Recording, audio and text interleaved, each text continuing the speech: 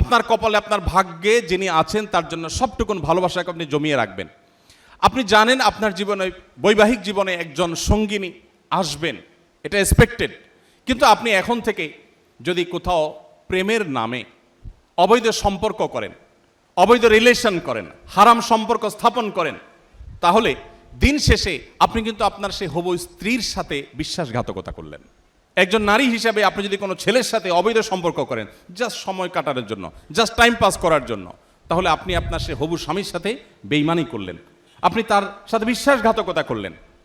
ইসলাম, আজকের পৃথিবী যেরকম বৈবাহিক জীবনে অন্য কারোর সাথে রিলেশনকে খারাপভাবে দেখে, ইসলাম তার চাইতে আগে থেকে আমাদেরকে এ ধরনের অনাচার থেকে, এ ধরনের হারাম সম্পর্ক থেকে বেঁচে থাকতে বলে।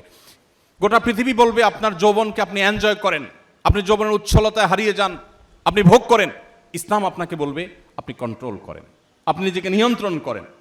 নবী করিম সাল্লাল্লাহু আলাইহি সাল্লাম তার তারুণ্যকে এইভাবে তিনি সংরক্ষণ করেছেন।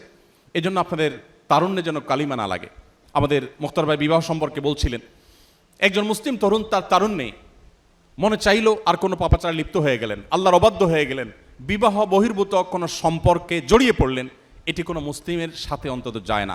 পৃথিবী মানুষের চরিত্রের ব্যাপারে, বিশেষ করে কোনো মানুষ বিবাহিত লাইফে থাকলে, তিনি যুগলবন্দি জীবনে থাকলে অন্য কারোর সাথে সম্পর্ক রাখাটাকে গোটা পৃথিবীর সকল সমাজ খারাপ মনে করে। এটাকে মনে করা হয় নীতিহীনতা, যে তুমি একজন স্ত্রী থাকা সত্ত্বেও আরেক নারীর প্রতি কেন আসক্ত, স্বামী থাকা সত্ত্বেও আরেক পুরুষের প্রতি কেন আসক্ত, এটাকে গোটা পৃথিবীর মানুষ দোষের বিষয় মনে করে। নবী করিম সাল্লাল্লাহু আলাইহি সাল্লাম যে জীবন দর্শন আমাদেরকে দিয়ে গেছেন, সেটা এর চাইতে আরো কয়েক ধাপ এগিয়ে।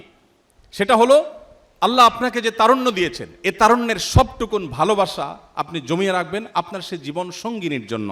যেই যুবক তার তারুণ্যকে, তার যৌবনের চাহিদাকে কন্ট্রোল করতে পারে না, নিয়ন্ত্রণ করতে পারে না, তার চরিত্রকে হেফাজত করতে পারে না, তার সম্ভ্রমকে সংরক্ষণ করতে পারে না, এই যুবক আব্দুল্লাহ ইবনে ওমরের উত্তরসূরি হতে পারে না, এই যুবক ওমর রাদিয়াল্লাহু তাআলার উত্তরসূরি হতে পারে না, এই যুবক মুহাম্মদ সাল্লাল্লাহু আলাইহি ওয়াসাল্লামের অনুসারী হতে পারে না, এই যুবক কখনো আব্দুল্লাহ ইবনে মাসউদের অনুসারী হতে পারে না, এই যুবক সেই সকল সাহাবীদের অনুসারী হতে পারে না যেই সাহাবীরা মক্কার যাযাবর থেকে অর্ধ পৃথিবীর বাদশাহী করেছেন।